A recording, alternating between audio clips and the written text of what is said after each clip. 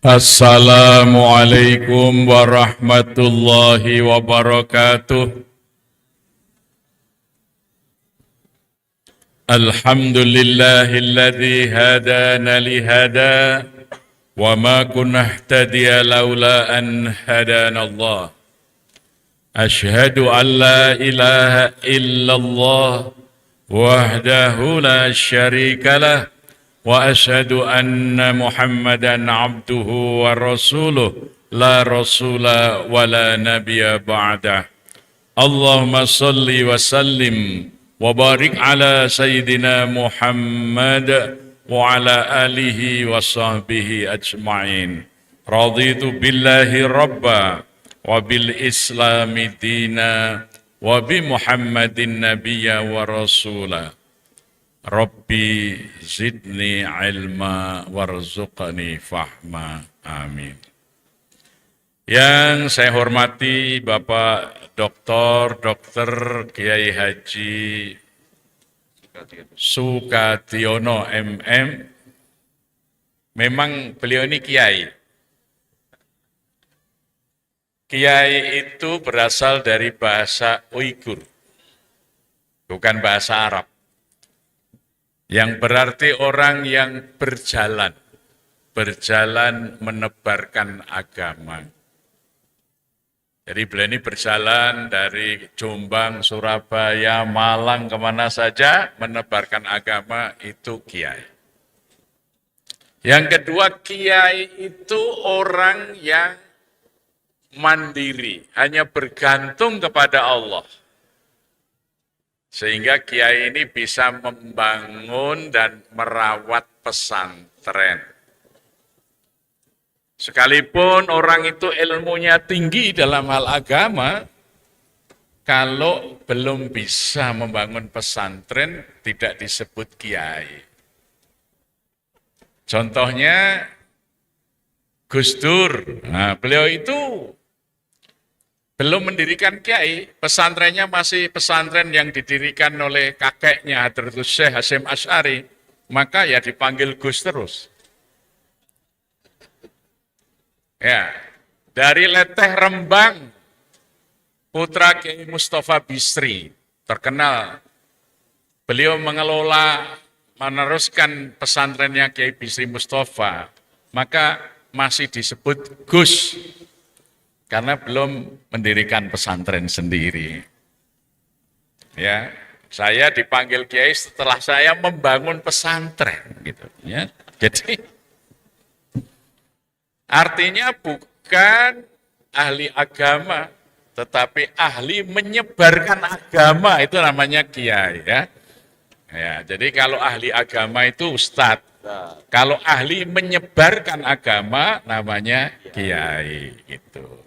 Jadi beliau ini kiai dokter ya, Sukationo. Dan di Indonesia para ulama kita ini juga namanya Jawa. Menteri Agama kita dulu yang pertama namanya Dr. H.M. Rosyidi. Sebetulnya itu namanya Saridi.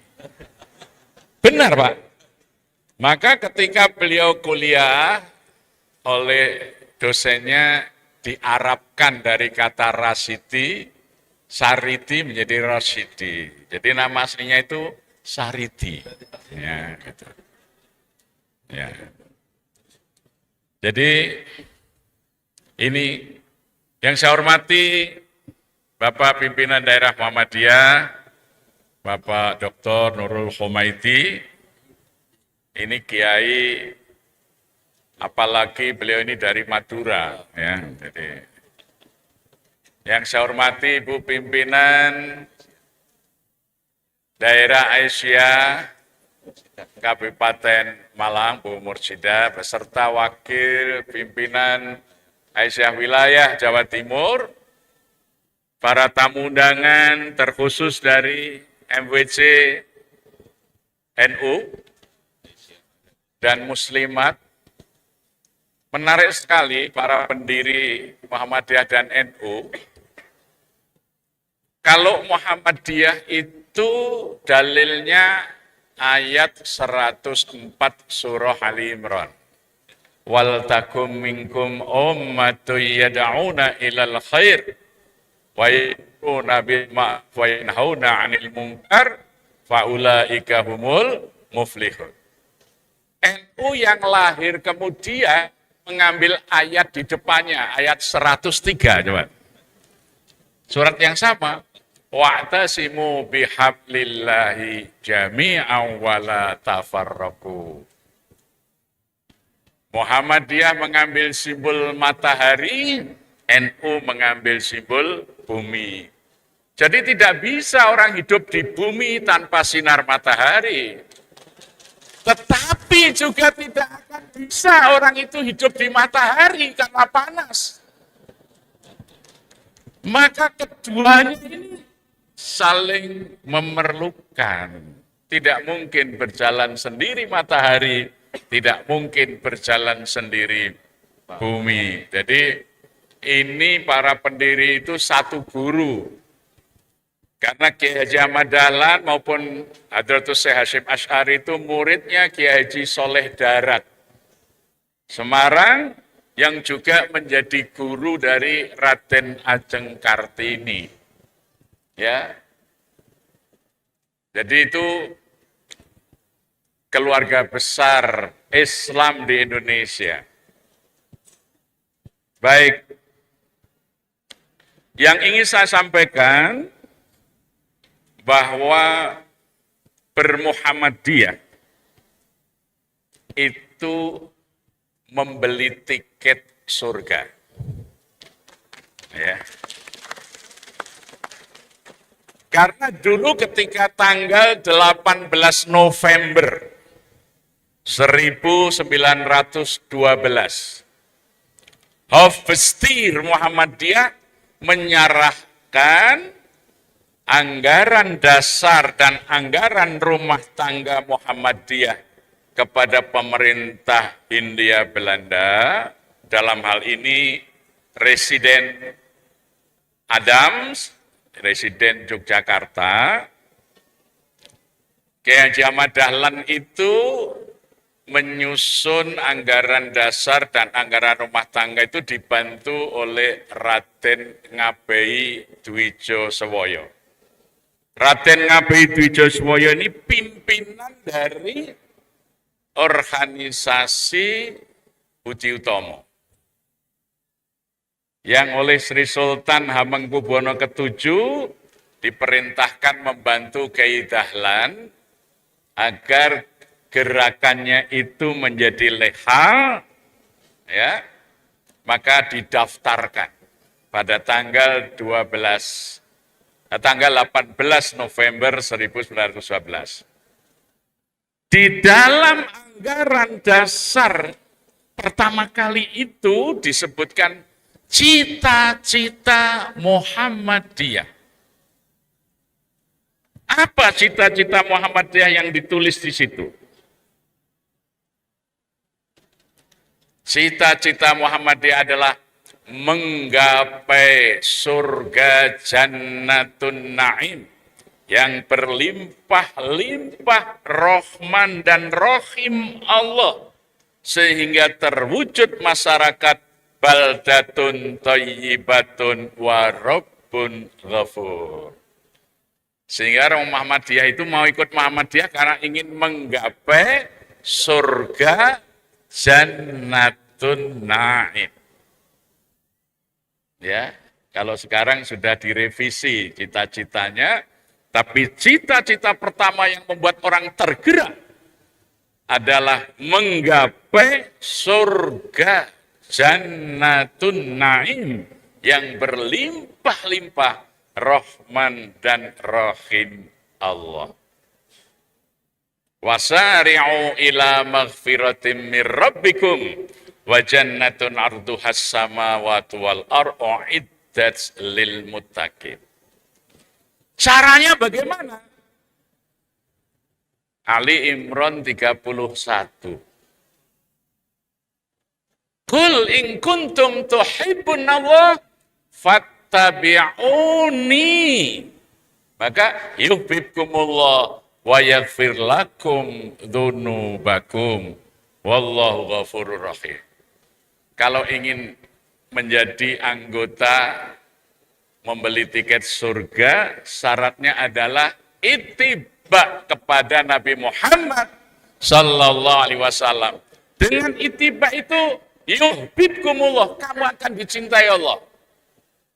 Yang kedua, wa yaghfir lakum dzunubakum, kamu akan diampuni dosa-dosamu. Jadi kalau masuk Muhammadiyah itu menjadi pengikut Nabi Muhammad, beritibak kepada Nabi Muhammad, otomatis dicintai Allah dan dihapus dosa-dosanya. Begitu pegang kartu Muhammadiyah itu, sudah dosanya langsung diampuni oleh Allah. Wa yaghfir lakum dzunubakum, tapi dipraktekkan dengan ittiba. Nah, cara itibanya itu sehari-hari oleh Rasulullah dicontohkan melalui masjid. Ya, maka masjid itu pusat peradaban. Nah, yang sekarang ini saya prihatin, menurut data Biro Pusat Statistik, di Indonesia ini lebih dari 800.000. Menurut saya itu sebagian besar baru bangunan masjid. Belum menjadi masjid. Kenapa? Kalau masjid itu syaratnya dua. Satu, ada jamaah masjid. Yang kedua, ada imam masjid. Kalau kita masuk masjid sholat berjamaah, yang di soft tengah, soft kanan, soft kiri, depan, belakang, tidak saling kenal, itu namanya baru jamaah sholat. Belum jamaah masjid. Assalamualaikum, selesai pulang masing-masing. Ada persoalan, ada masalah, dipikir masing-masing. Itu namanya baru jamaah sholat. Belum jamaah masjid. Kalau jamaah masjid harus kenal semuanya. Maka di Jogokarian, saya dulu sebagai pimpinan ranting, ditugaskan menjadi ketua takmir masjid. Yang saya lakukan pertama kali adalah mendata jamaah. Masjid Jogokarian itu didirikan oleh Muhammadiyah Ranting Karangkajen, karena waktu itu Jogokarian itu kampung PKI, kampung binaan dari Ranting Muhammadiyah Karangkajen. Tahun 66, RPKAD, Komando Angkatan Darat, ya, RPKAD itu dipimpin langsung oleh Kolonel Sarwoedi Wibowo, menempatkan satu kompi pasukan untuk operasi penumpasan G30 SPKI di kampung Jogokarian. Karena jumlah pasukannya kurang, maka direkrut anak-anak muda Muhammadiyah. Namanya Komando Kesiapsiagaan Angkatan Muda Muhammadiyah atau Kokam.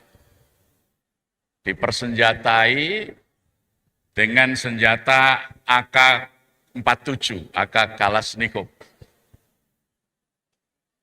Ya, kalau pagi, waktu itu kami baru punya langgar kecil, ukuran 3x4 itu aja Ramadan nggak pernah penuh. Subuh, setelah subuh itu pasukan RPK masuk ke kampung kami menangkapi pentolan-pentolan PKI yang kebetulan ketua PKI Kota Yogyakarta itu tinggalnya di kampung Jogokarian. Jadi dari kecil saya itu sudah hafal Mars PKI.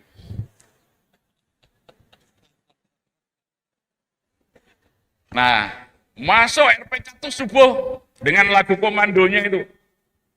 Siap senjataku, Di tangan kanan, ikat pinggang penuh peluru granat tangan. Ayo serbu, serang Gestapo, sampai titik darah penghabisan. Hancur lebur perintang kemerdekaan. Di belakangnya Kokam membawa senapan itu punya lagu sendiri. Potong bebek angsa, masak di kuali. Bapak ne PKI, ibu ne Gerwani, ayo diciduk, digawa ning Bantul pakani diwul, katanya gitu ya. Wah, itu lagunya Kokam itu, pakai jaket kuning, baretnya hijau. Sehingga oleh bapak saya masih kecil juga dibuatkan jaket dan baret Kokam itu, ya. Karena operasi berhasil, tanggal 22 September diletakkan batu pertama Masjid Jogokarian oleh pimpinan daerah Muhammadiyah. Ya. Maka sesudah itu anak-anak yang orang tuanya diciduk, ditangkap, dibuang ke Pulau Buru, di Nusa Kambangan. Yang ringan itu di Bluen. Bluen itu sekarang disebut lembaga pemasyarakatan. Anak-anak ini dikumpulkan di masjid. Makannya disediakan oleh masjid. Kemudian Muhammadiyah mendirikan SD Muhammadiyah untuk menampung anak-anak PKI ini. Sekolah bukan hanya gratis, kalau tidak masuk disusul oleh gurunya. Itulah karya Muhammadiyah. Ya. Maka tumbuhlah masjid ini yang dipenuhi oleh anak-anak. Jadi yang tua-tua kan banyak yang dipenjara, dibuang. Yang ngaji, yang sholat, termasuk kalau Jumat itu mungkin yang dewasa hanya 7 orang, yang lain anak-anak ini. Kemudian ditugaskan NA dan pemuda Muhammadiyah menjadi pengasuh dari berbagai ranting yang sudah maju. Tiap malam pemuda Muhammadiyah itu mengasuh kami, mengajari sholat, mengajari ngaji, tapi juga dididik bermuhammadiyah. Sehingga waktu kecil itu ya, kalau giliran yang ngajar dari NA, sampai hari ini masih ingat marsnya NA itu. Nasiah yang bersimbol padi, terdidik tiap hari, kemuliaan Islam dicari, bekerja di kemari. Nasiah yang bersimbol padi, simbol kumpulan putri, hidup berdiri, rahmat Tuhan pun memberi. Bersatu di dalam nasiah dari putri Aisyah. Simbolnya padi bercahaya. Alhamdulillah. Masuk SD, Pak. Baris sebelum masuk kelas, kita semuanya membaca doa yang diajarkan oleh Ki Dahlan. Raditu billahi robba wa bil islami dina wa bi Muhammadin nabiyya wa rasulan. Rabbi zidni ilma warzuqni fahma. Sesudah itu berikrar. Kami pelajar Muhammadiyah berjanji, 1. Menjunjung tinggi perintah agama Islam. 2. Hormat dan patuh pada orang tua dan guru. 3. Bersih lahir batin dan teguh hati. 4. Giat belajar, rajin bekerja serta beramal. 5, sanggup melanjutkan amal usaha Muhammadiyah. Jadi, ya. Itu dari anak-anak SD, yang anak-anak PK itu tiap hari tuh. Raditu billah dan ikrar. Sekarang jadi tokoh-tokoh Muhammadiyah. Ya. Itu karakter buildingnya luar biasa. Maka raditu billahi robba ini diajarkan oleh Kiai Dahlan pada murid-muridnya setiap mau belajar. Asbabul wurud dari bacaan ini ketika Sayyidina Umar ibn al-Khattab radhiyallahu an menemukan suhuf-suhuf Musa, yaitu lembaran-lembaran Taurat. Sayyidina Umar ini tidak termasuk buta huruf. Dia orang Quraisy yang bisa membaca dan berbahasa Ibrani. Maka asik membaca suhuf Musa, saking asiknya tidak terasa di sampingnya telah datang Rasulullah bersama Sayyidina Abu Bakar As-Siddiq.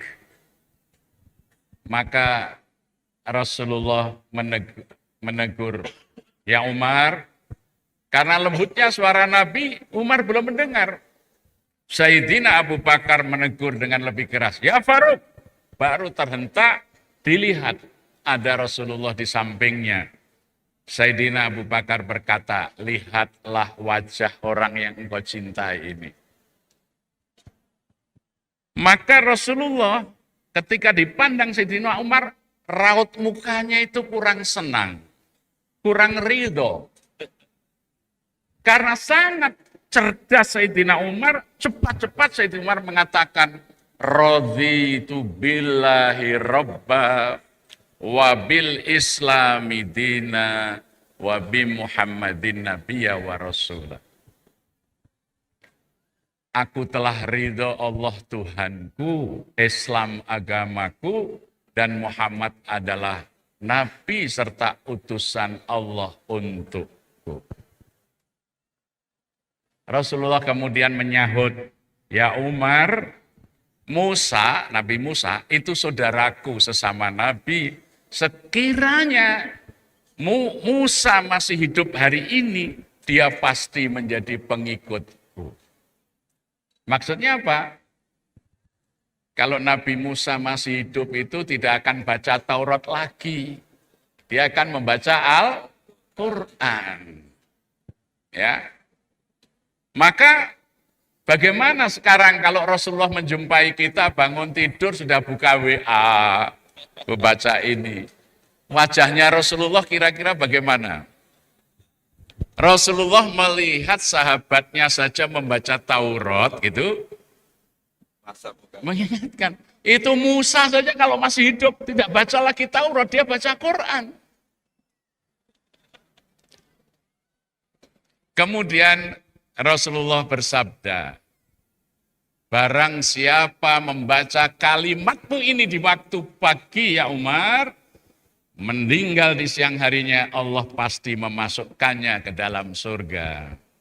Barang siapa yang membaca kalimatmu ini ya Umar, di waktu sore hari, malam hari dia wafat, dia pasti dimasukkan ke dalam surga. Jadi kalau pagi atau sore bacalah raditu billahi robba, wabil islami dina, wabi muhammadin nabiyya wa rasulah. Itu jaminan masuk surga. Maka oleh Kiai Jindar Tamimi ini dimasukkan dalam syair, ya Mars tapi nadanya himne tadi. Ya Allah Tuhan Rabbiku, Muhammad junjunganku, Al-Islam agamaku, Muhammad gerakanku. Itu raditu billahi robba. Oleh Kiai Dahlan kemudian ditambah doa dari surah Al-Anbiya, bunyinya Rabbi zidni ilma warzuqni fahma. Ya Allah, tambahkanlah kepadaku ilmu dan anugerahkan kepadaku kecerdasan. Jadi jangan lupa itu kader-kader Muhammadiyah, Aisyah, itu kalau mau memulai taklim bacalah ini. Raditu billahi robba. Di samping itu seperti tadi dijelaskan, salah satu fungsi pimpinan itu adalah murabbi, bukan sekedar guru, mudaris, tapi murabbi.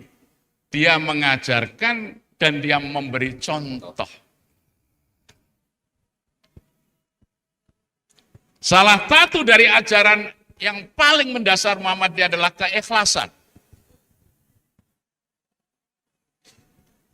Sehingga Bung Karno sebagai presiden ketika memberikan gelar pahlawan nasional kepada Kiai Dahlan, beliau mengatakan, Kiai Ahmad Dahlan itu adalah manusia yang sepi ing pamrih rame ing gawe.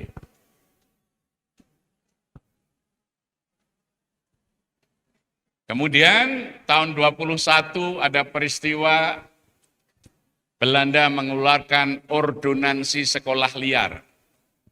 Waktu itu Muhammadiyah sudah punya beberapa sekolah, standar school Muhammadiyah. Pengurus Muhammadiyah waktu itu Ketua Majelis Pendidikannya Raden Joyo,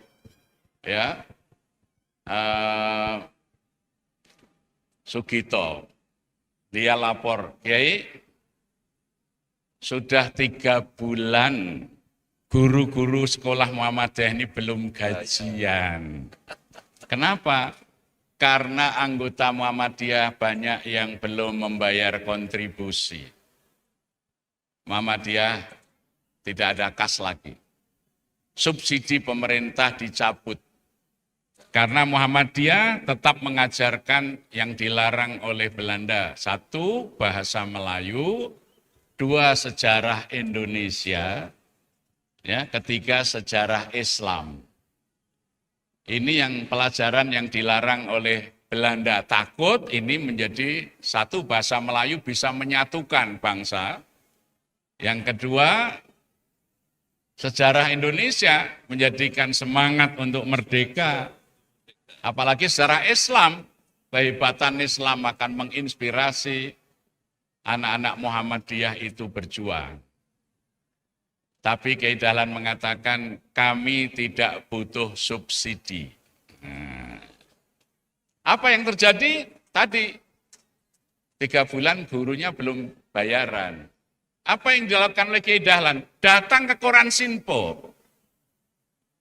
Koran yang langganan banyak, Kiai Dahlan memasang advertensi atau iklan. Beliau melelang jam tangan, jam ini yang besar kayak lemari itu, sice itu sofa, lemari dan batik-batik halus koleksinya yang mahal-mahal. Orang yang langganan koran kaget, Kiai Dahlan itu mau pergi kemana, semua hartanya dilelang, dijual. Para pedagang batik yang jadi muridnya datang, Kiai itu mau pindah kemana? Kiai Dahlan mengatakan, tidak kemana-mana, itu guru-guru kita belum bayaran. Jadi ini saya jual untuk bayar guru. Semua harta Kiai Dahlan itu terjual senilai 2.800 holden waktu. Tapi yang membeli tidak ada yang mau ngambil. Malu kepada Kiai Dahlan, dia juragan kaya kok tidak nyumbang Muhammadiyah. Dari modal 2.800 holden itu, sekarang telah menjadi triliunan rupiah berupa amal usaha Muhammadiyah. Sehingga hari ini Muhammadiyah adalah organisasi sosial terkaya di seluruh dunia. Ya. Ini semua organisasi sosial di dunia ini tidak ada yang bisa memiliki aset separuhnya dari Muhammadiyah aja nggak ada. Modalnya apa? 2.800 holden yang dilepaskan dengan ikhlas. Maka ketika Muhammadiyah itu mau membuat lambang, Haji Sangidu, murid dan keponakan Kiai Dahlan Tusul. Kalau seperti jiwa kiai ini simbolnya paling bagus ya matahari.